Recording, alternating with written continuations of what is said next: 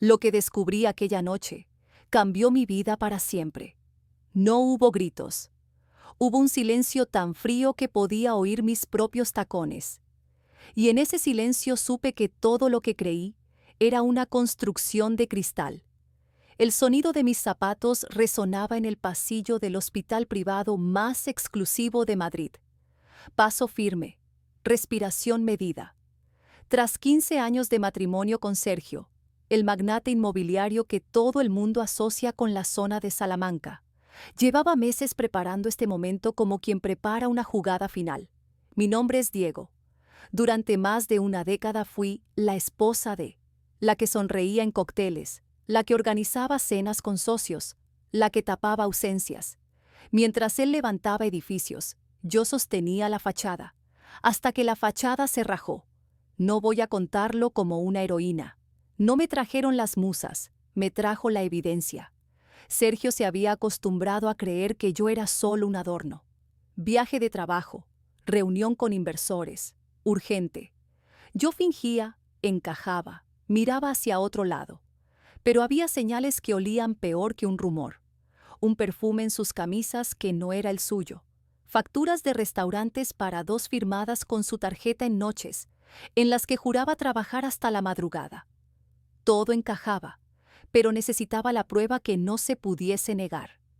Hace 7 meses, el teléfono quedó encima de la mesa mientras él se duchaba. Una notificación iluminó la pantalla. Ya confirmé la cita con el ginecólogo. El bebé está creciendo perfectamente. Te amo, mi vida. Era un mensaje de Laura, su asistente ejecutiva de 28 años. La misma Laura que traía canapés a nuestras cenas navideñas y me saludaba con una sonrisa calculada. Aquella frase no explotó en mi cara, germinó, y yo esperé a que diera fruto. Contratar al mejor investigador privado, seguir movimientos, abrir cuentas, tirar del hilo. Lo que salió fue más grande de lo que imaginé. Sergio no solo tenía una relación, había colocado propiedades a nombre de Laura. Un chalet en Soto de la Moraleja, cuentas con cifras que marean. Y lo peor, había empleado fondos de la empresa familiar para sufragar esos regalos. La sociedad que habíamos firmado ponía en un papel mi nombre al 50%. Bajo ese papel, latía una traición financiada con dinero, que era también mío.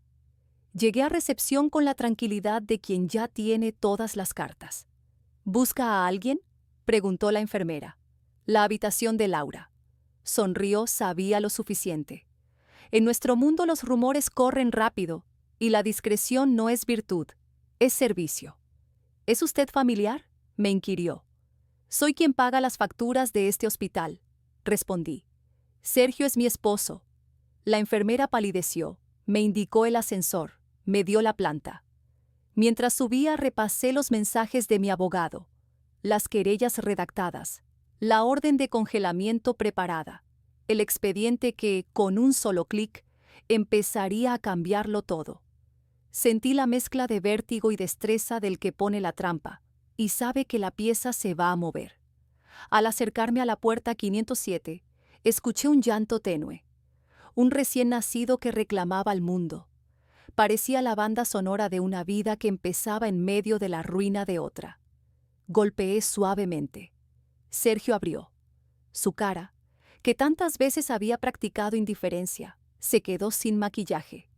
«Diego, ¿qué haces aquí?», balbuceó. Entré con la compostura que me había enseñado la etiqueta, pero sin soportes. Laura estaba en la cama, el bebé en brazos, la mirada entre sorprendida y desafiante. «He venido a conocer al nuevo miembro de la familia», dije voz baja, «y a comunicarles unas novedades». Sergio intentó sujetarme del brazo, le aparté la mano. «No me toques», pensé, y también lo dije. «No me toques, Sergio, ya no tienes ese derecho». Me acerqué a la ventana, observando Madrid extendiéndose como un tablero, donde cada edificio cuenta una historia.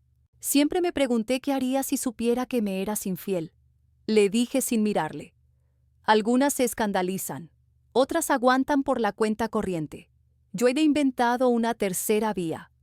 Saqué el teléfono y se lo mostré. Era el correo de mi abogado. expediente adjunto, documentos que probaban el desvío de fondos, transferencias, contratos falsos. En la pantalla, nombres, firmas, la línea recta de la traición convertida en letra impresa.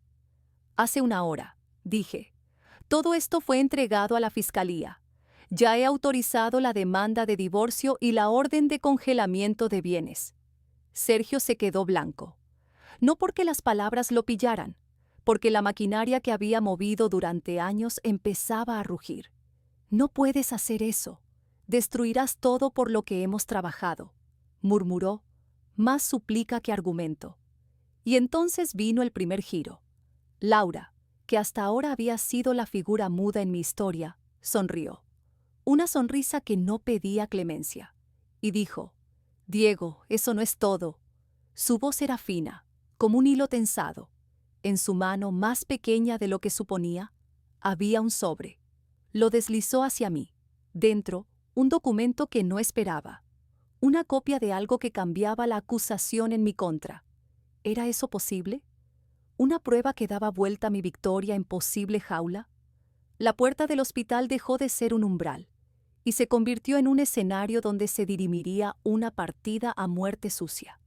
Afuera, la ciudad seguía su ritmo indiferente. Dentro, yo sabía que una decisión más definía ya no solo mi matrimonio, sino quién se quedaría con lo que realmente importaba, la verdad. No me moví. Miré a Sergio, miré a Laura, y comprendí que en ese preciso instante, la venganza debía ser limpia. Pero limpia no significa sencilla. Había algo más en aquel sobre, algo que no solo pondría en jaque su mentira, sino que podía exponer un secreto mayor. Cerré el puño alrededor del papel e hice una promesa silenciosa. No habría espectáculo, pero sí justicia. Y la próxima jugada sería la suya. ¿Nosotros? Repetí con una sonrisa que no llegó a mis ojos. No, Sergio. Tú levantaste un imperio, sí, pero olvidaste leer la letra pequeña. La mitad es mía por derecho, y la otra mitad, bueno, ya la decidirá un juez cuando descubra que has usado dinero de la empresa para mantener a tu amante. El silencio que siguió fue más elocuente que cualquier insulto. Laura, hasta entonces muda, me miró confundida. ¿Qué está diciendo?, preguntó la voz temblorosa. Sergio, me dijiste que ya estabas divorciándote, que solo era cuestión de tiempo. Giré hacia ella, con una calma casi maternal. Cariño, lleva 15 años diciéndome lo mismo. Trabajo hasta tarde. Bienvenida al club de mujeres que le han creído. Saqué una carpeta de mi bolso y la abrí con la precisión de quien ya no tiembla. Por cierto, Laura, he cancelado todo lo que tenías a tu nombre. El ático en La Moraleja, el coche, las tarjetas.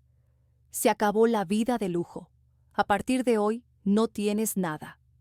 Ella se quedó helada, abrazando al bebé con fuerza. No puedes hacer esto. Acabo de dar a luz. ¿Dónde vamos a ir? Deberías haberlo pensado antes de meterte en la cama con un hombre casado. Contesté sin alzar la voz. Aunque siendo sincera, la culpa principal es suya. Tú solo fuiste el último error de una lista muy larga. Sergio, que hasta ese momento contenía la rabia, explotó. «¡Estás loca! ¡No puedes hacernos esto! ¡Ese niño es mío!» «Exacto, tu hijo», dije acercándome un paso. «Pero no esperes que lo mantenga con mi dinero». Mi teléfono vibró. Un mensaje de mi abogado. Todas las cuentas han sido bloqueadas. Procedimiento activado. Levanté la mirada con una serenidad casi cruel. Por cierto, vais a tener que buscar otra forma de pagar el hospital. Acabo de anular la autorización que cargaba los gastos a las cuentas de la empresa. Sergio empalideció primero y luego enrojeció. Su mandíbula se tensó como si fuera a romperse. Esto no se quedará así, Diego. Te voy a destruir. Di un paso hacia él. ¿Destruirme? Llevas 15 años haciéndolo poco a poco, pero esta vez la que tiene las pruebas soy yo, y tú solo tienes amenazas vacías. Fui hacia la puerta. Antes de abrirla, me giré una última vez. Ah, se me olvidaba. Nuestros hijos ya lo saben todo. Y por cierto, están de mi lado. Parece que prefieren a una madre presente antes que a un padre ausente. Salí sin mirar atrás.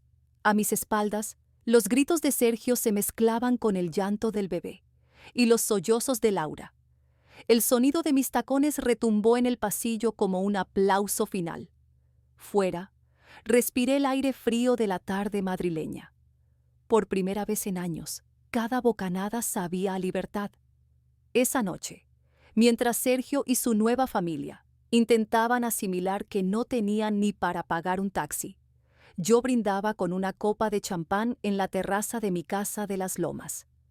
Manuel y Carla, nuestros hijos, cenaron conmigo. La luz dorada del atardecer les dibujaba una calma que no veía desde hacía mucho. «Mamá, nunca te había visto tan feliz», me dijo Carla con una sonrisa. «Es lo que pasa cuando sueltas un peso muerto, hija», respondí, sin despegar la vista del horizonte. Mi móvil volvió a sonar. Era la asistente de Sergio, desesperada. «Se han bloqueado las cuentas, la policía está en la oficina. ¿Qué hago?». Apagué el teléfono y lo dejé sobre la mesa. «¿No vas a contestar?», preguntó Manuel.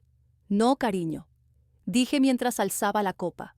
«Por primera vez en 15 años, no estoy disponible para arreglar los desastres de tu padre. Esa noche dormí como no lo hacía desde que me casé, sin sobresaltos, sin sospechas, sin fingir. Sergio y Laura descubrirían pronto que el lujo sin dinero es solo una ilusión cara. Yo, en cambio, tenía algo que ellos nunca entenderían: paz. A la mañana siguiente, los titulares hablaban de investigación por desvío de fondos. Las acciones cayeron un 15%, pero yo ya había movido mis piezas. Todo estaba bajo control. Y mientras el mundo veía caer al gran Sergio, yo sonreía sabiendo una verdad simple y perfecta.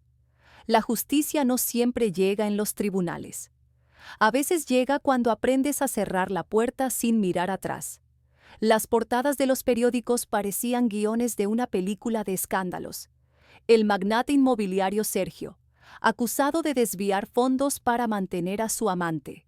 La foto era suya, con ese gesto de soberbia que tanto le gustaba para las cámaras. Ironías de la vida. La misma sonrisa con la que firmaba contratos ahora ilustraba su caída. A primera hora, mi abogado apareció en mi despacho con una carpeta bajo el brazo y una media sonrisa. «Ha intentado entrar en todas las cuentas», dijo, «pero ya no tiene acceso a ninguna». Asentí con calma, sin siquiera fingir sorpresa. «¿Quiere negociar?», preguntó. «No hay nada que negociar», respondí, firmando los papeles del divorcio sin pestañear. «Que hable con su abogado y con la fiscalía. Yo ya terminé de salvarle el pellejo». Una semana después, su mundo se había convertido en un campo de ruinas. Los periodistas lo esperaban a la salida de su casa.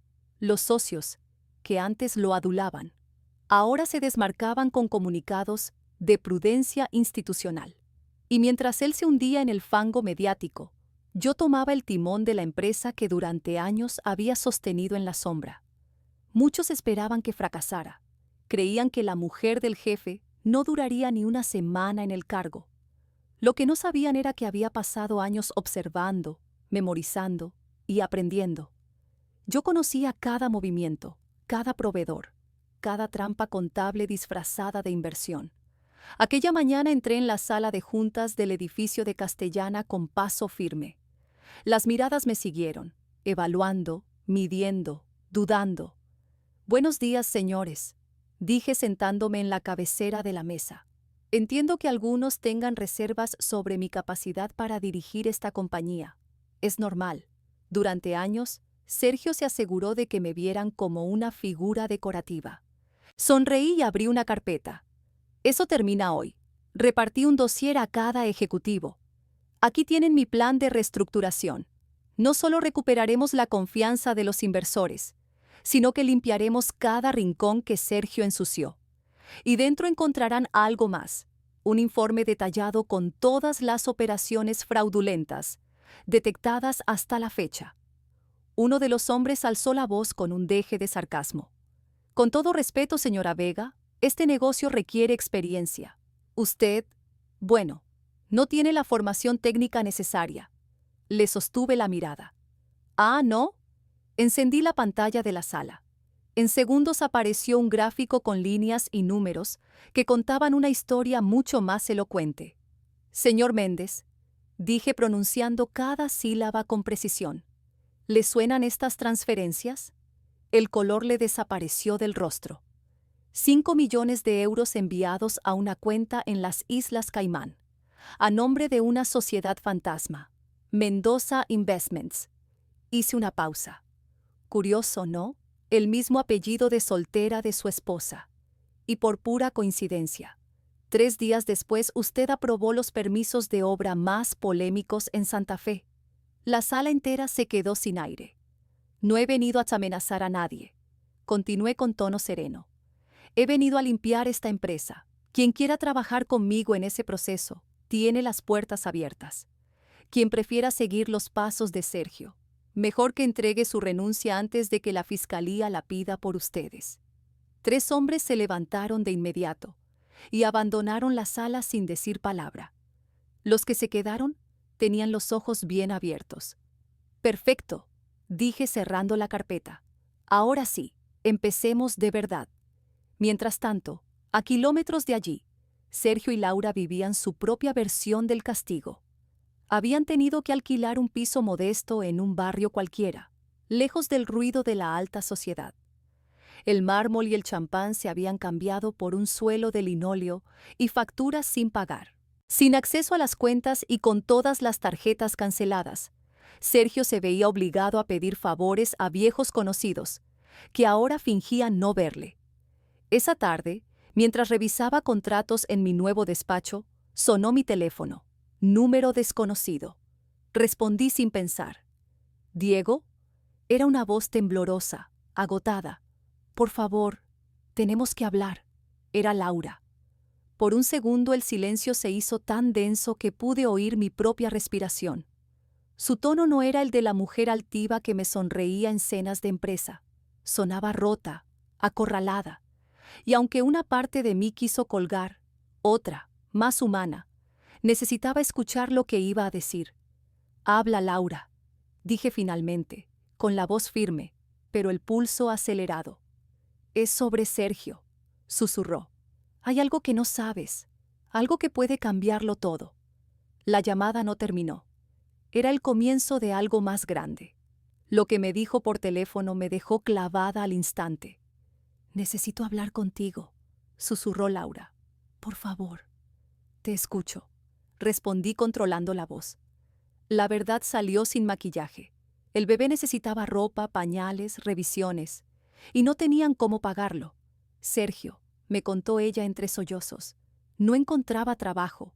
El escándalo lo había dejado sin oportunidades. Yo no sabía que él robaba de la compañía para dármelo, balbuceó. Pensé que era suyo. Ahora me pides que lo mantenga, y yo no puedo hacerlo por él. Lo hago por mi hijo. Por un segundo la dureza que había cultivado pareció flaquear. El niño no tenía culpa. Respiré y marqué un plan que no era ni venganza ni caridad. Era sentido común. Devuélveme el ático y el coche que figuran a tu nombre, le propuse. Firma una declaración en la que expliques exactamente cómo y cuándo Sergio te entregó esos bienes. Yo me encargo de que el niño no pase necesidad. Firmas y yo formalizo un fondo para su manutención y estudios. Hubo un silencio largo, lleno de ruido emocional, y luego un «lo haré». 2 días después llegó la documentación. Sus palabras, firmadas y juradas, encajaban como piezas en el rompecabezas que la fiscalía necesitaba. Transferencias, regalos pagados con partidas de la empresa, fechas que coincidían con obras y facturas fraguadas. Aquello no solo confirmó el patrón de malversación, lo convirtió en prueba. Cumplí mi palabra. Monté un fideicomiso a nombre del menor, suficiente para cubrir colegio, salud y vivienda, mientras la investigación seguía su curso. No era por magnanimidad hacia Laura ni por piedad hacia Sergio. Era porque nadie debe cargar con la culpa de un progenitor. La noticia del acuerdo llegó a oídos de Sergio como una bofetada. Lo vi aparecer en la recepción de la sede, desgreñado, fuera de sí, gritando que quería ver a su esposa. Los guardas intentaron contenerlo, Desde mi despacho oí el vigor del alboroto y bajé para cerrar el acto en persona. Cuando me planté frente a él, la furia le daba voz. ¿Has comprado a Laura? ¿La has convencido para declarar contra mí? Le miré con la compostura que me había costado recuperar. No la compré, dije. Ella ha decidido poner a su hijo por delante de tu orgullo, algo que tú nunca supiste hacer con la nuestra. Su amenaza fue rápida y afilada. Te destruiré, Diego. Cuando todo termine no quedará nada de ti. Lo miré con pena y cansancio. 15 años de pequeños recortes a mi dignidad me habían enseñado a no temer los gritos. Ya no me asustas. Durante años viví con miedo a perderte y a no ser suficiente. Ahora sé que perdí mi tiempo con quien no me valoró. Me di la vuelta para volver a mi despacho y añadí con frialdad. Y por cierto, la próxima vez que montes un espectáculo aquí, los vigilantes tienen órdenes de llamar a la policía. Mientras lo escoltaban fuera, vi cómo se iba por las puertas de cristal. Un hombre que antes impuso respeto, ahora derrotado y abatido, con la mirada esquiva. La ciudad seguía indiferente, pero para nosotros aquel era el principio de algo irreversible. Esa noche vinieron Manuel y Carla. Habían mantenido la distancia durante la vorágine mediática, pero necesitaban hablar, tocar pruebas, entender. «Mamá», empezó Carla, con la voz entre seria y temblorosa. «Papá nos ha llamado, nos dice que todo es un malentendido, que tú te estás vengando porque él quería el divorcio». Suspiré y les mostré lo que había reunido. Mensajes, extractos bancarios, contratos falsos. Sus caras cambiaron de curiosidad a conmoción. No es venganza, les expliqué. Es responsabilidad. Es la constatación de años de engaños. Un mes después la fiscalía no tardó. Formalizó cargos por malversación y fraude fiscal. La posibilidad de años de prisión se asomó para Sergio. Mientras tanto, yo había logrado estabilizar la compañía. Di transparencia donde había opacidad, rigor donde había improvisación. Recuperamos la confianza de inversores y clientes. Salvamos centenares de empleos que pendían de un hilo. Las acciones comenzaron a remontar. Una mañana lluviosa mi asistente me dejó un recado en la mesa. Su señoría Sergio espera en recepción. Dice que es urgente y que solo hablará contigo. Me quedé un instante observando la lluvia deslizarse por la ventana, pensando en cómo una vida puede convertirse en dos realidades paralelas, una que se reconstruye, otra que se desmorona. Bajé al vestíbulo con el pulso controlado. Sabía que cualquier conversación con él podría ser trampa, súplica o último intento de salvación. Pero también sabía que no podía ignorar lo que quedaba por resolverse. Abrí la puerta del ascensor y respiré hondo. Afuera, la tormenta parecía querer barrer los últimos vestigios del pasado. Dentro, al otro lado del cristal, Sergio esperaba, empapado y paciente por primera vez en su vida. Por un instante dudé. No había vuelto a ver a Sergio desde aquel escándalo en la empresa. «Hazlo pasar», ordené finalmente. Cuando entró en mi despacho, apenas pude reconocer al hombre que un día había ocupado cada rincón de mi vida. El traje caro había desaparecido. La barba crecida, la camisa arrugada y los ojos hundidos contaban una historia que los periódicos aún no habían escrito. El antiguo Sergio, el del porte altivo y la sonrisa de campaña, ya no existía. Solo quedaba un reflejo cansado, casi humano. «Diego». Su voz se quebró como cristal. «Necesito tu ayuda». Le hice un gesto para que se sentara. No había rencor, pero tampoco ternura. «La fiscalía lo tiene todo», continuó. «Mi abogado dice que me pueden caer 10 años de prisión». «¿Y qué esperas que haga yo?», pregunté con serenidad. «Si declaras que tú no sabías nada, que las transferencias eran gastos de empresa, podrían reducirme la pena». Le interrumpí antes de que terminara. «¿Me estás pidiendo que mienta, Sergio? ¿Que diga que no sabía lo que pasaba en la empresa pero que igual lo autoricé? ¿Entiendes lo absurdo que suena?». Se pasó las manos por la cara, desesperado. «No tengo salida, Diego. Laura me ha dejado. Se ha llevado al niño a casa de sus padres en Monterrey Nadie quiere contratarme. No puedo ir a prisión. No sobreviviría. Lo miré largo rato. En su rostro, entre el cansancio y la derrota, creí ver por un segundo al hombre del que me enamoré hace más de 15 años. El joven ambicioso que soñaba con construir algo grande, no con destruirlo todo. Suspiré. No voy a mentir por ti, dije con firmeza, pero tampoco quiero verte en la cárcel. Sus ojos, agotados, se iluminaron apenas con un hilo de esperanza. Hablaré con el fiscal, añadí.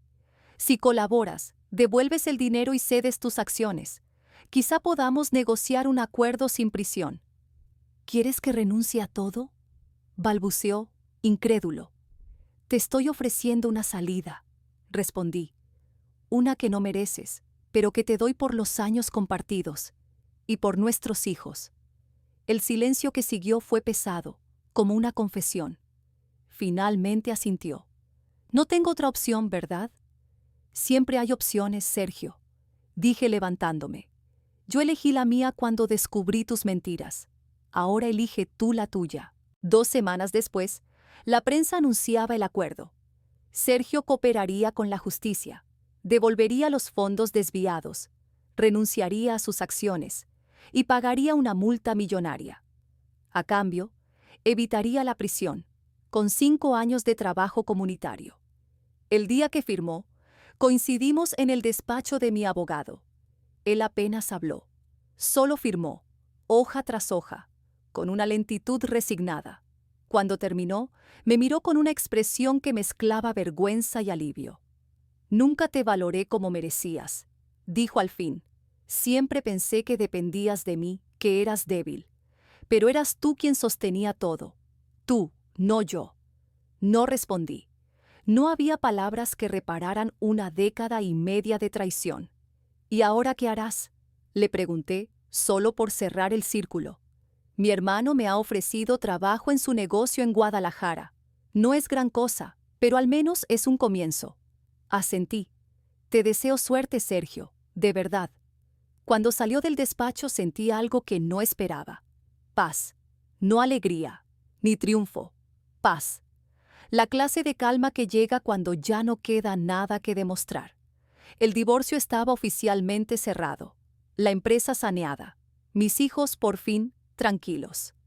Aquella noche, organicé una cena pequeña en casa. Mis hijos, algunos amigos leales y yo. La terraza se iluminaba con las luces de Madrid, mi nueva ciudad, mi nuevo comienzo. Y el aire olía a champán y libertad. Manuel levantó su copa. Por mamá, dijo con orgullo. Por la mujer que nos enseñó que nunca es tarde para empezar de nuevo. Brindamos. Y por primera vez en mucho tiempo, las lágrimas que me asomaron no eran de dolor, sino de gratitud. Sofía, mi amiga de toda la vida, sonrió con ese tono de ironía que siempre me salvó en los peores momentos. ¿Sabes lo más gracioso de todo, Diego?, dijo. Sergio siempre temió que si os separabais le quitaras la mitad de todo. Bebí un sorbo, riendo apenas. Y al final, completó ella, perdió mucho más por intentar engañarte. Las risas llenaron la noche. Miré el cielo, con esa mezcla de cansancio y plenitud que solo llega cuando cierras un capítulo, y al fin dejas que el viento se lleve las cenizas. Sonreí al recordar cuántas veces Sergio me había hecho sentir invisible. Durante años creyó que mi papel se limitaba a sonreír en los eventos, a vestir bien y a no hacer demasiadas preguntas. Nunca imaginó que, mientras él hablaba de cifras y estrategias, yo escuchaba, que cada mirada indiferente era una lección silenciosa. A veces, pensé mientras repasaba informes en mi escritorio, la gente te subestima tanto que no se da cuenta de que estás aprendiendo a vivir sin ellos, que en el fondo, su desdén es el mejor maestro. Un mes más tarde recibí una carta con un remitente inesperado, Laura. Decía que se había mudado definitivamente a Monterrey con sus padres y que gracias al fideicomiso que había creado para su hijo, había abierto una pequeña tienda de ropa infantil. Sus palabras eran sinceras, escritas con gratitud y humildad. Nunca podré agradecerte lo suficiente por tu compasión. Cuando todos, incluido Sergio, me dieron la espalda, tú pensaste en mi hijo. Te prometo que crecerás sabiendo la verdad, pero también conociendo tu generosidad. Guardé la carta en el cajón superior del escritorio. No sentí rencor, ni siquiera tristeza. Laura y yo habíamos jugado papeles distintos en la misma tragedia, pero al final, las dos fuimos víctimas del mismo hombre, de su ego, de su ambición, de su falta de empatía. Aquella tarde me quedé observando el horizonte desde la ventana del despacho. La ciudad se extendía ante mí como una promesa. El mismo imperio que Sergio había levantado a base de mentiras, ahora estaba en mis manos, reconstruido, transparente, vivo. Pensé en la mujer que fui no hacía tanto, la que callaba por miedo, la que fingía sonreír para no quedarse sola, y luego, en la que era ahora, independiente, serena, con el respeto que nunca me dieron, pero que al fin aprendí a exigirme. El teléfono sonó, devolviéndome al presente. «Señora Montero», dijo mi asistente, «los inversores ya están reunidos para la presentación del nuevo proyecto». Sonreí al oír mi apellido de soltera, Montero. Había recuperado algo más que un nombre. Había recuperado mi identidad. Tomé la carpeta y crucé el pasillo con paso firme. Mientras Sergio comenzaba una vida discreta en Guadalajara, intentando recomponer lo que quedaba de su reputación, yo abría nuevas puertas. Proyectos de vivienda asequible, programas de becas para mujeres en situación vulnerable, y una empresa que ya no medía su éxito por los lujos, sino por el impacto que dejaba. La venganza, comprendí entonces, había sido un espejismo. La verdadera victoria no era verlo caer, sino aprender a levantarme yo. Aquella noche dormí profundamente, sin pesadillas, sin culpas. Por primera vez en muchos años, el futuro no me daba miedo. Y mientras el amanecer teñía de oro los tejados de Madrid, supe con absoluta certeza que el mañana me pertenecía por completo.